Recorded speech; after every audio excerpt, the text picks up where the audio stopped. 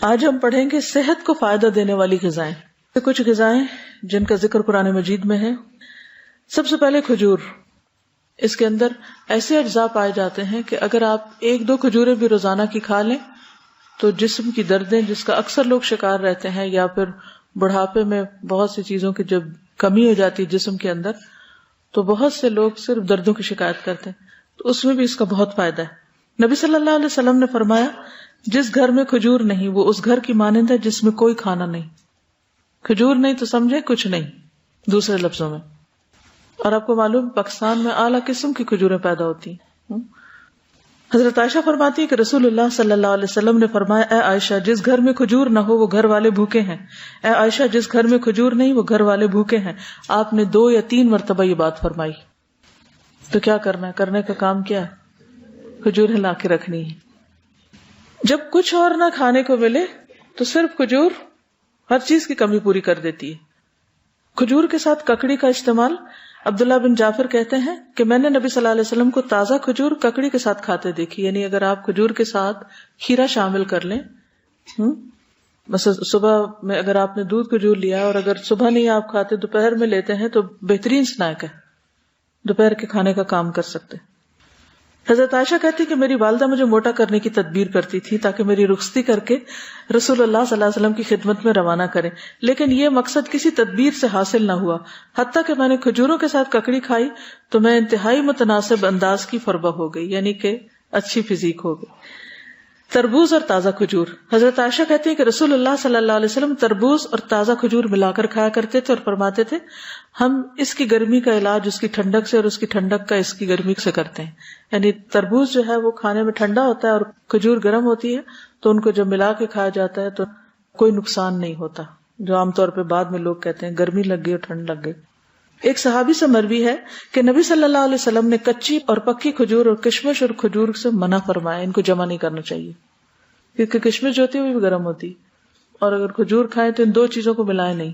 اگر آپ کو کھانا بنا رہے ہیں کچھ، کیونکہ ہمارے یہاں بعض ریسیپیز ایسی ہوتی ہے کہ اس میں دنیا بھر کی چیزیں اکٹھی کر دی جاتی ہیں، تو بعض اوقات تو صحت کے لیے نقصان دہ ہوتی ہیں. دوسری چیز ہے انار. حضرت علی فرماتے ہیں کہ انار کو اندر والے چھلکے سمیت کھایا کرو کیونکہ یہ معدے کی بیماریوں کا علاج ہے. ہم عام طور پہ صرف اس کا پھل نکال کے کھا لیتے اور باقی سب چیزیں ویسٹ کر دیتے ہیں. تو اندر کا چھلکا کون سا ہوتا ہے؟ وہ وائٹ اسٹف جس کے اندر دانے لگے ہوتے ہیں. انار بھی جنت کا پھل ہے اور اس میں بھی بہت سارے فائدے ہیں. زیتون. قرآن مجید میں اللہ تعالیٰ نے انجیر اور زیتون کی قسم کھائی، والتین والزیتون. ان کے فوائد کے پیش نظر روزانہ کم از کم 1 انجیر، 1 زیتون اور خالص زیتون کے تیل کا 1 چمچہ استعمال کرنا فائدہ مند ہے. جسمانی توانائی اور دماغی قوت کے لیے زیتون کے تیل کی مالش بھی یعنی مساج بھی فائدہ مند ہے. اللہ سبحانہ وتعالیٰ نے زیتون کے تیل کو قرآن مجید میں مبارک تیل کہا ہے. حدیث میں آتا ہے کلوا الزیت وادہنوا بہ فانہ من شجرۃ مبارکہ. نبی صلی اللہ علیہ وسلم نے فرمایا زیتون کا تیل کھاؤ اور لگاؤ، یہ ایک مبارک درخت سے نکالا گیا ہے. یعنی درخت مبارک ہے جس سے نکلا ہوا تیل بھی کیا ہوگا؟ فانہا من شجرۃ مبارکۃ. ایک اور روایت میں آتا ہے زیتون کا تیل سالن کے طور پر استعمال کرو، یعنی روٹی کا ٹکڑا زیتون میں ڈبو کے کھا لو اور اسے سر اور بدن میں لگاؤ، یہ مبارک درخت سے حاصل ہوتا ہے. حضرت عائشہ فرماتی ہے کہ رسول اللہ صلی اللہ علیہ وسلم وفات پا گئے اور آپ نے ایک دن میں 2 مرتبہ روٹی اور زیتون کا تیل سیر ہو کر نہیں کھائے. یعنی 2 بار میل نہیں لیا آپ نے، 1 میل ہوتا تھا آپ کا، اور ہر وقت وہ گھی میں لگا ہوا نہیں ہوتا تھا. پیلو کے درخت کا پھل. جابر بن عبداللہ کہتے ہیں کہ ہم رسول اللہ صلی اللہ علیہ وسلم کے ساتھ مر الزہران کے مقام پر تھے، ہم پیلو توڑ رہے تھے. آپ نے فرمایا جو خوب کالا ہو وہ توڑو کیونکہ وہ زیادہ لذیذ ہوتا ہے، یعنی یہ بھی کھانے کی چیز ہے. کدو. فنبذناہ بالعراء وهو سقیم وانبتنا علیہ شجرۃ من یقطین. پھر ہم نے اسے یونس علیہ السلام کو ایک چٹیل میدان میں ڈال دیا جبکہ وہ بیمار تھے، اور ہم نے اس پر کدو کا بیلدار درخت اگا دیا.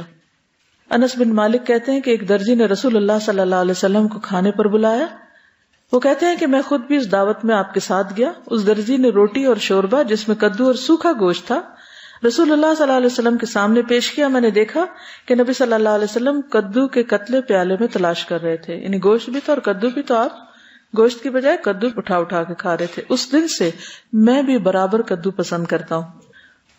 حضرت یونس علیہ السلام کی بیماری کے علاج کے طور پر کدو کی بیل اگائی گئی تھی، جس سے ان کے جسم پر جو بھی مچھلی کے اسٹمک میں جانے کی وجہ سے جو ایسیڈک مادہ تھا وہ لگنے سے زخم وغیرہ ہوئے ہوں گے، ان کا علاج اس سے ہوا۔ انس کہتے ہیں کہ اس کے بعد جو کھانا میرے لیے تیار کیا گیا اور جتنا مجھ سے ہو سکا میں نے اس میں کدو کو ضرور شامل کر لیا۔ چقندر اور جو۔ سہل بن سعد کہتے ہیں کہ ہمیں جمعہ کے دن بڑی خوشی ہوتی، ہماری ایک بوڑھی خاتون تھی، وہ چقندر کی جڑیں لے کر اپنی ہانڈی میں پکاتی، اوپر سے کچھ جو کے دانے اس میں ڈال دیتی، ہم جمعہ کی نماز پڑھ کر ان کی ملاقات کو جاتے تو ہمارے سامنے یہ کھانا رکھتی، یعنی ہر جمعہ وہ یہ کھانا پکا کے رکھتی اور ہم سب کھاتے۔ جمعہ کے دن ہمیں بڑی خوشی اسی وجہ سے رہتی تھی، یعنی ہمیں پتا ہوتا تھا آج اچھا سا کھانا ملے گا۔